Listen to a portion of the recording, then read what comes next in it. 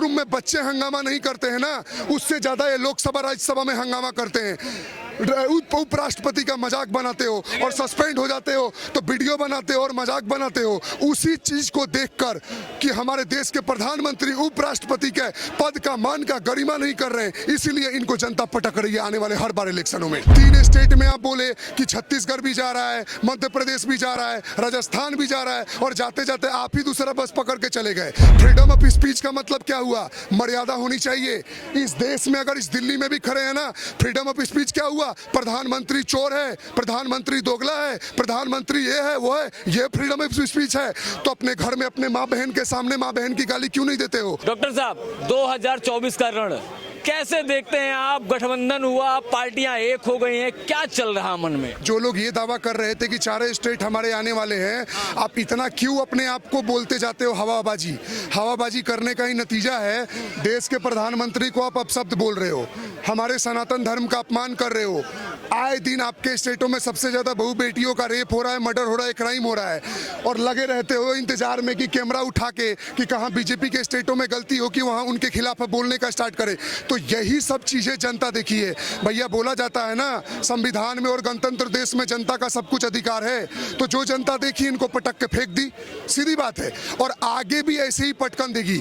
आप बड़े बड़े दावे करते हो कितने की 400 ये लाएंगे, 500 लाएंगे, क्या आपका हाल होता है? देखो ना, 3 स्टेट में आप बोले कि छत्तीसगढ़ भी जा रहा है, मध्य प्रदेश भी जा रहा है, राजस्थान भी जा रहा है, और जाते जाते आप ही दूसरा बस पकड़ के चले गए।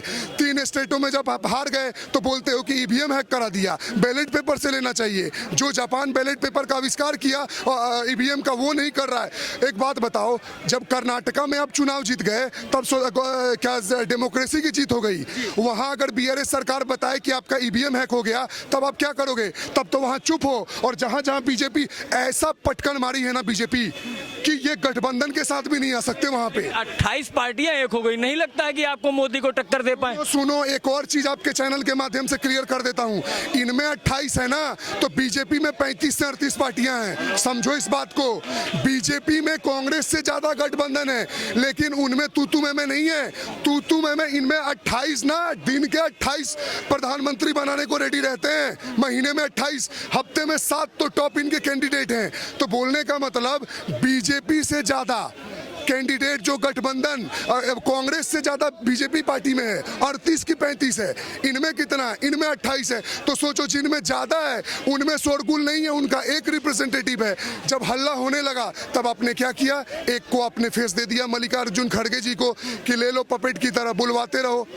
उनका जबरदस्ती तो तुमने डोनेशन दिलवा दिया, बेचारे का 1 महीने का सैलरी आपने दे दिया। ऑनलाइन बोल रहे हैं गए मेरे 1 लाख, 1-1.5 लाख रुपए गए। तो ये तो हाल है। लेकिन आप देख रहे हैं मल्लिकार्जुन खड़गे दलित चेहरा हैं, और दलितों को लेकर, ओबीसी को लेकर जितनी राजनीति हो रही, प्रधानमंत्री तक को घेरा गया आपने देखा, और ओबीसी कार्ड भी चलाया जा रहा है कि ओबीसी जितनी जिसकी संख्या उसको उतना बड़ा पद। सुनिए, एक बात बताऊं, इस देश में ना, इस देश में बीजेपी झूठ का बदनाम है कि धर्म और जात की राजनीति करती है। इस देश में सबसे ज्यादा यही राजनीति करते हैं, जिन्होंने धर्म के आधार पर विभाजन कर दिया। अब क्या उम्मीद करते हो? आप कल तक यादवों के लिए चिल्ला रहे थे, तो देखो मध्य प्रदेश में यादव है। आप कल आदिवासियों के लिए चिल्ला रहे थे, तो आदिवासी सीएम है, ये छत्तीसगढ़ का बन गया। हर तो वर्ग का सीएम और कोई बड़े बड़े पद पे चेहरा है। लेकिन आप क्या करते हो? आप सिर्फ अपने आप को विक्टिम कार्ड प्ले करने की कोशिश करते हो। मैं बता रहा हूं ना, कांग्रेस अपनी ये नीति की ना कि मोदी हटाओ मोदी हटाओ, तो अब मैं वास्तविकता में बोल रहा हूं, हम वोटर है ना, हम कभी वोट नहीं देंगे। रीजन ये है कि आप किसी पार्टी का नीतियों का विरोध करो कि मोदी जी ये गलत किए, मोदी जी को ये ऐसा करना चाहिए, मोदी जी का ये काम गलत ठीक नहीं है। आप प्रधानमंत्री चोर है, पनौती है, होम मिनिस्टर ये है, तरीपा रे, क्या है ये? मर्यादा है, ये मर्यादा है। अब पार्टी में विरोध करना समझ में आता है कि आप ठीक है, आप अपोजिशन का प्ले कर रहे हो। आए दिन जितना क्लासरूम में बच्चे हंगामा नहीं करते हैं ना, उससे ज्यादा ये लोकसभा राज्यसभा में हंगामा करते हैं। उपराष्ट्रपति का मजाक बनाते हो और सस्पेंड हो जाते हो, तो वीडियो बनाते हो और मजाक बनाते हो, उसी चीज को देखकर कि हमारे देश के प्रधानमंत्री उपराष्ट्रपति के पद का मान का गरिमा नहीं कर रहे हैं, इसीलिए इनको जनता पटक रही है आने वाले हर बार इलेक्शनों में। लेकिन कहते हैं मोदी जी जब से आए लोकसभा से सांसदों को सस्पेंड किया, बाहर निकाला जा रहा है, 141 सांसद बाहर निकाल दिए गए। किस लिए बाहर हुए हैं? कोई बहुत बड़ा बिल पे लड़ रहे थे, बोलते हैं सुनवाई नहीं हो रहा है, बिल पे चर्चा नहीं हो रहा है। चर्चा हो रहा है तो ऐसा हुरदुम करते हो कि 10-10 साल के बच्चे उतना नौटंकी नहीं करते हैं, पेपर फेंकते हो, कागज फेंकते हो, हल्ला मचाते हो, तो तख्ते ले जाकर बैनर बोर्ड करते हो, ऐसे चलेगा? इसीलिए तो सारे बिल पास हो रहे हैं। और किस पे दिक्कत है? 3 कानून जो पास हुए उन पे आपको दिक्कत हो रहा है। 1989 में 63 बंदों को निलंबित किया था, तो वो भी तो बताओ ना, 63 बंदों को निलंबित क्यों किया था अपोजिशन पार्टी वालों को? उसमें कौन थे जी, कौन थे बताओ। लेकिन एक बात है ना प्रकाश, मैं एक चीज ऐड कर, लोग बोलता है बीजेपी तानाशाही कर रहा है, मैं आपके चैनल के माध्यम से बताना चाहता हूं, तानाशाही तो इमरजेंसी में कौन किया कि राष्ट्रपति बाथरूम में जाके सिग्नेचर ले लिए। देखना, ये कहानी है कि राष्ट्रपति नहा रहे थे, उस टाइम पहुंच के उनसे जबरदस्ती इमरजेंसी के पेपर पे सिग्नेचर ले लिया, क्या वो तानाशाही नहीं था? रोल टैक्स तो आप लोगों ने लगाया, सस्पिशन के बेसिस पे उठा उठा के लोगों को डालने लगे जेल में। लेकिन राहुल गांधी तो कह रहे हैं कि ना मोदी जी जब से आए लोगों को मोबाइल पे लगा दिए, युवा सब मोबाइल पे व्यस्त है, रोजगार नहीं है, और इसीलिए 28 गठबंधन की जो पार्टियां उनको सत्ता में लाएगी जनता। और वीडियो कौन ऐसे बना रहा था?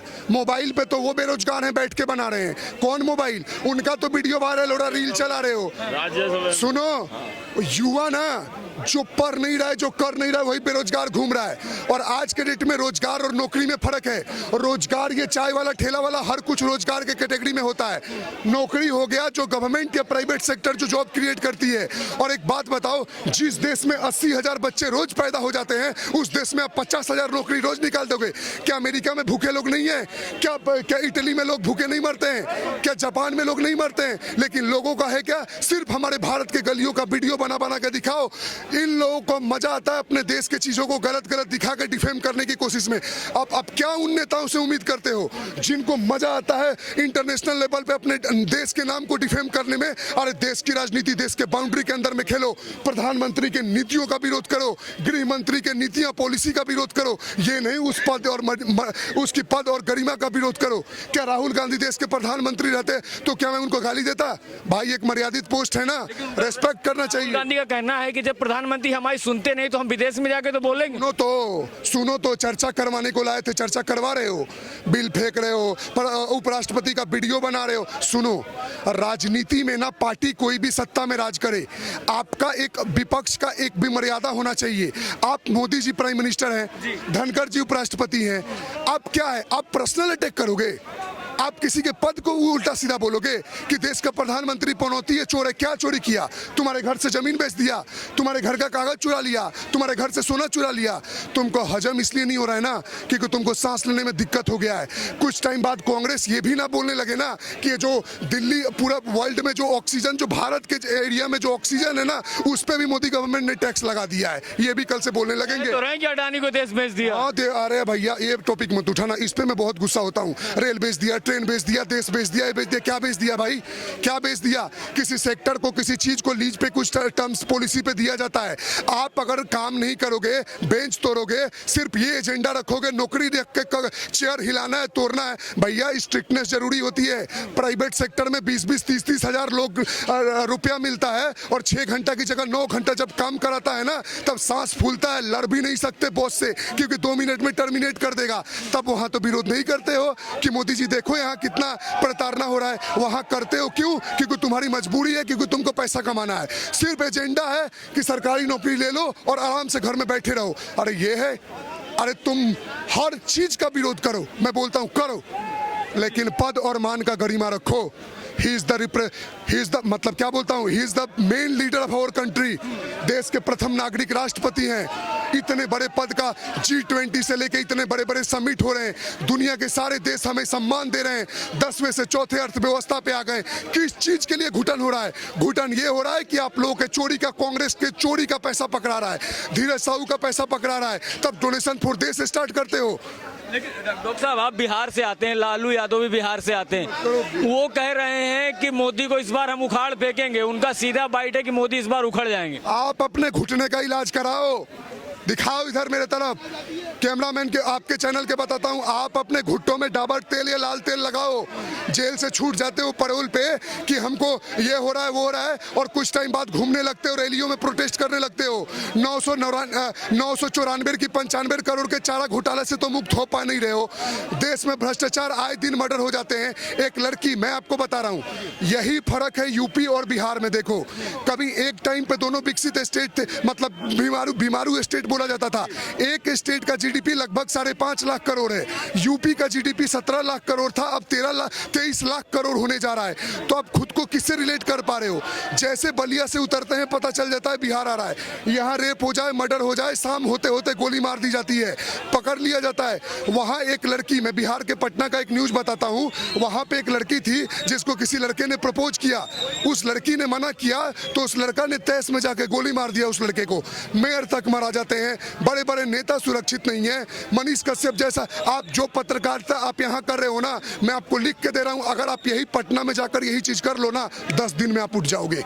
10 दिन में आपको उठा के वही चक्कर लगवा देंगे आपको। लेकिन फ्रीडम ऑफ स्पीच की बात तो वही करते हैं। स्पीच और डेमोक्रेसी मर जाता है, घुस के देखो। फ्रीडम ऑफ स्पीच का मतलब क्या हुआ? मर्यादा होनी चाहिए। इस देश में अगर इस दिल्ली में भी खड़े हैं ना, फ्रीडम ऑफ स्पीच क्या हुआ? प्रधानमंत्री चोर है, प्रधानमंत्री दोगला है, प्रधानमंत्री ये है वो है, ये फ्रीडम ऑफ स्पीच है। तो अपने घर में अपने माँ बहन के सामने माँ बहन की गाली क्यों नहीं देते हो? फ्रीडम ऑफ स्पीच और डेमोक्रेसी की भी एक मर्यादा होनी चाहिए। आप कहाँ क्या बोल रहे हो, कितना बोल रहे हो, अगर नहीं है तो वो सारे लोग दोषी हैं। अब नए नए कानून आ रहे हैं ना, नए नए कानून में ऐसे लपेटे में आएंगे ना, ये सब जाएंगे लंबा। अब करते रहो और अपमान करो देश के खिलाफ। अब लास्ट और आखिरी क्वेश्चन, 24 का चुनाव है, गठबंधन पार्टियां, नहीं लगता है कि मोदी को टक्कर देंगे? नहीं देंगे, नहीं देंगे। मैं वोट दे रहा हूं ना। मैं, आप एक बात बताओ, इस चीज को ना आपके चैनल पे व्यूअर्स बहुत सपोर्ट करते हैं। एक लास्ट लाइन का सवाल का जवाब मैं देता हूं आपको बहुत बढ़िया से। मैं बिहार से हूँ, रहता गाजियाबाद में हूँ। मेरा जो वोटर आईडी है ना, वो आसाम के बोकाईगांव क्षेत्र का है। मैं आसाम में पला बड़ा वहाँ रहा हूँ। अब आप सोचो, एक वोट देने के लिए, ध्यान से, लोकसभा का वोट देने के लिए मैं यहाँ से या तो ट्रेन, चलो फ्लाइट छोड़ो, मैं जाता हूँ फ्लाइट से, मान लो राजधानी का भी टिकट कटाया, 4,000 4,500 रुपये, अप डाउन का 9,000, आते जाते 10,000, फ्लाइट से गया तो 20,000 रुपया। अगर 20,000 रुपया मैं खर्च करता हूँ एक दिन में जाकर एक वोट डालने के लिए, लोकसभा इलेक्शन के लिए, तो सोचो क्या कोई मुझे 2,000 5,000 में खरीद लेगा? चावल तेल की बोली तो बहुत दूर की बात है। तो हम बिकते नहीं है राष्ट्र के गौरव के लिए और स्वाभिमान के लिए। एक मिनट, राष्ट्र के गौरव स्वाभिमान के लिए जो लड़ रहा है, जो पार्टी कर रहा है, उसको वोट देने के लिए पैसा नहीं सोचता हूँ। तो सोचो आप, एक वोट देने के लिए हम कितना दूर जाते हैं, और आपको लगता है कि हम आपके थोड़े बहुत बहकावे में आ जाएंगे। अरे बहकावे में जो आते हैं ना, फ्री की पॉलिसी में, याद रखो, किसी भी देश, किसी भी राज्य, किसी भी जगह को बर्बाद करना हो ना, तो वहाँ की जनता को फ्री का खाने का आदत लगवा दो। राहुल गांधी तो जंतर मंतर से कह रहे हैं कि बेरोजगारी है, लोग भूखे मर रहे हैं। आप बेरोजगार हो, मैं हूं ना। एक मिनट में लास्ट लाइन बोलता हूं, मैं भी जिंदा हूं, मैं भी जिंदा हूं, आप भी जिंदा हो। देखते हैं अपने मरते दम तक, हमारी मौत से पहले तो वो मर ही जाएंगे। उम्र है, प्रधानमंत्री बनते हैं कि नहीं, ये चैनल पे आपके बोल रहा हूँ। प्रधानमंत्री बनेंगे ही नहीं? बनेंगे। अब जितना बहस करवा लो, या तो पूछ लो।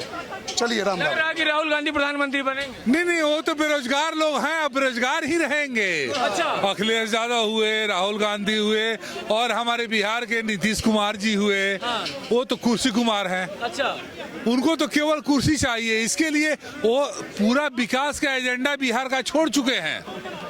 बिहार में कोई विकास नहीं करना है। गठबंधन हो गया है, देश को बचाना है। उनको केवल गठबंधन सत्ता के लिए चाहिए। अच्छा, न स्टेट के विकास के लिए चाहिए, न देश के विकास के लिए चाहिए। अच्छा, बिहार एकदम बेहाल पड़ा हुआ है, इसकी चिंता किसी को नहीं है, न तेजस्वी को है, न नीतीश कुमार को है। चिंता ही नहीं है। बिहार से हैं आप? हाँ, हम बिहार के हैं, लेकिन उनको चिंता नहीं है। बिहार को इतना बदल दिए नीतीश कुमार, आप तो बिहार से हैं। नहीं, शुरू में जब आए थे 2000 से 2005 के बीच में, निश्चित तौर पर उन्होंने बिहार को बदला था। अच्छा, अब नहीं बदले ना, उसके बाद कुर्सी कुमार हो गए। अच्छा, कुर्सी कुमार। हाँ, समय बदलता गया और वो भी बदलते गए। कोई बेगाना सब तो उन्होंने अपना एक एजेंडा एजेंडा लिया कि बिहार में बस दारू बंद करने का हमारा अभियान सफल होना चाहिए। एक बात ये बताइए कि मल्लिकार्जुन खड़गे वर्सेस नरेंद्र मोदी, प्रधानमंत्री का चेहरा प्रेजेंट किया, क्या लग रहा है? कहाँ जमीन और कहाँ आकाश की बात कर रहे हैं। मल्लिकार्जुन खड़गे ये कहाँ के लीडर हैं? इनका क्या विजन है? अच्छा, ये तो राहुल गांधी के पिछला के अध्यक्ष हैं, कांग्रेस के अध्यक्ष हैं। राहुल गांधी के पिछलगू हैं। इनका कोई अपना विजन नहीं है। पहले अपना विजन दिखाएं, फिर उसके बाद जो भी तरक्की का मार्ग करना होगा, देश के बारे में सोचना होगा, वो लोगों को बताएं। मोदी जी के पास आना किसी के बूते की बात नहीं है। क्या है मोदी में ऐसा कि भाई किसी में नहीं? मोदी में सब कुछ है, जो किसी और में नहीं है वो मोदी में है। जो किसी में और में, सही बात है। मोदी में क्या नहीं है आप बताओ। नहीं, आप बताओ क्या है, वही तो मुझे। मोदी में राहुल गांधी के टाइम पे हमारे सैनिकों की गर्दन उतार के लेके जाते थे, ठीक है। आज के टाइम में किसी की हिम्मत है ऐसी जो हमारे सैनिकों की गर्दन उतार के ले जाए? सुरक्षा व्यवस्था कड़क हो गई। व्यवस्था मैं यूपी से हूँ। यूपी में पहले 10 बजे के बाद कोई निकल नहीं सकता था। आज की डेट में ऐसा है, आप कुछ भी जाओ, कैसे भी जाओ, कहीं पे भी घूमो, कोई दिक्कत नहीं है। वो बीजेपी तो है। और राहुल गांधी, आप कह रहे हो राहुल गांधी में ऐसी क्या क्वालिटी है? पप्पू, हमारे देश का पीएम पप्पू है। सांसद है वो। नहीं, सांसद है तो उससे क्या मतलब है? सांसद है लेकिन क्वालिटी तो नहीं है ना उनके अंदर कोई ऐसी जो मोदी जी के अंदर है। जैसे भारत मंडपम में इतना G20 उन्होंने करा दिया, राहुल गांधी के बस का था? उनके टाइम पे तो यूएस का आज तक प्रेसिडेंट भी नहीं आया। प्रधानमंत्री के बेटे हैं वो, इतना गांधी खानदान से आ रहे हैं। प्रधानमंत्री के बेटे तो क्या हो गया उसमें? ऐसा कुछ नहीं है। मेरा वोट तो भाई मोदी है। Modi is the best. Modi is the best. Modi is the best. देखिए, जनता है जनार्दन है। बने रहिए, 2024 के चुनाव है। मैं हूँ राजवीर शाह। जय हिंद।